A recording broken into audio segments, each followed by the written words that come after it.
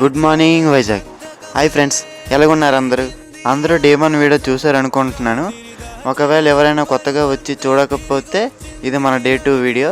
Day 1 video అనేది కామెంట్స్లో link ఇస్తాను, వెళ్ళి చూడండి, ఓకేనా. డే 1 వైజాగ్లో ఉన్న ఫేమస్ టెంపుల్స్ అన్నీ చూసేసి అలాగా ఇక్కడ వైజాగ్ ఇంటర్నేషనల్ ఎయిర్పోర్ట్కి చేరుకున్నాం. ఇక్కడ నుంచి ఎక్కడికి వెళ్ళబోతున్నాం అనేది ఈ డే 2 వీడియో. నేను మీ అందరితో నా ఎక్స్పీరియన్స్ షేర్ చేసుకోబోతున్నాను. ఈ ఫస్ట్ టైం ఫ్లైట్ జర్నీ ఎలాగుంటుందనేసి. నేనైతే ఫ్లైట్ ఎక్కడం అయితే ఫస్ట్ వీడియోలో నేను మీకు చూపించబోయే టెంపుల్ నాకు తెలిసి 90% మెంబర్స్ ఎవరు చూసి ఉండరు, వెళ్ళి ఉండరు.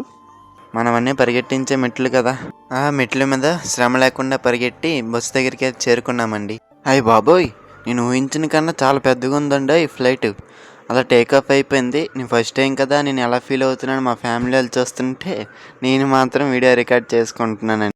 వైజాగ్ పోర్ట్ ఏరియా చూస్తున్నంతసేపు ప్రభాస్ గారు అన్న డైలాగే గుర్తొచ్చింది.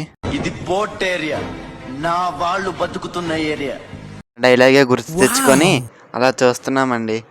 ఆ వైజాగ్ సిటీ వ్యూ చూడండి ఎంత బాగుందో. నేను ఎన్నిసార్లు కింద నుంచే చూశాను కానీ పైనుంచి చూడడం అయితే ఫస్ట్ టైం. చాలా బాగుందండి. అలా వైజాగ్లో ఉన్న మేఘాలకి టాటా బాయ్ బాయ్ చెప్పుకుంటూ మేమైతే చెన్నై చేరుకున్నాం. అక్కడ చెన్నై నుంచి క్యాబ్ బుక్ చేసుకొని మేమైతే కాంచీపురం అయితే చేరుకున్నాం. అక్కడికి వెళ్ళి చూస్తే అమ్మవారి గుడి ఫేమస్ కదా, కంచి కామాక్షి అమ్మవారి టెంపుల్తో ఇంకే టెంపుల్స్ ఉన్నాయని చూస్తే మా రూమ్ దగ్గరలో అయితే చిత్రగుప్తుని గుడి ఉందండి. అతనేనండి, మనం చిన్న తప్పు చేసినా పెద్ద పుస్తకంలో మన తప్పు రాసేస్తారు కదా, అతని దగ్గరికి అయితే వచ్చాము. ఇదిగోండి, ఈయనే మిస్టర్ గుప్తా. మిస్టర్ గుప్తా గారు దర్శనం అయిపోయిన తర్వాత ఎక్కడికి వెళ్దామని చూస్తే ఇక్కడ వరాహ పెరుమాళ్ స్వామి టెంపుల్ ఉందండి.